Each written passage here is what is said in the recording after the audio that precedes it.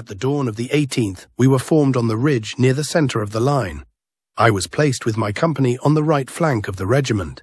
We lay down in the wet rye for cover, but there was little rest to be had, for the thunder of guns began early.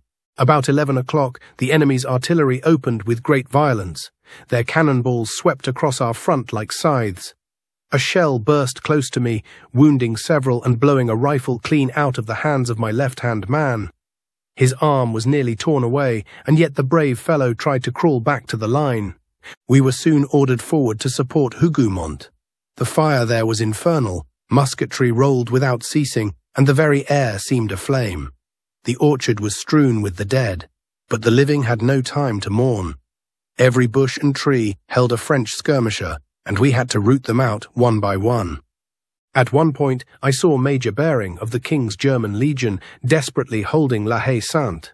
His men were down to their last cartridges. I passed him some of our spare ammunition. It was like feeding fire to a dying flame. They redoubled their defense.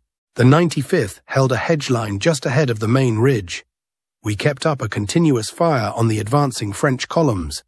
The enemy came on in dense masses, brave, stubborn men, but they were cut down by our rifle fire long before they reached our line. By afternoon, we had suffered dreadfully. My company was reduced to less than half. I saw Sergeant Reeve fall beside me, shot through the head while reloading. Still, not one man faltered. Then came the charge of the French cavalry. We fell back in good order and formed square, our bayonets bristling. The cuirassiers crashed against us like a wave upon a rock, but we held firm. I can still hear the metallic ring of sword on rifle barrel. As evening fell, a cheer rose along the line. The Prussians had arrived. The French faltered. The final blow was given by a charge of the guards, and the enemy began to retreat.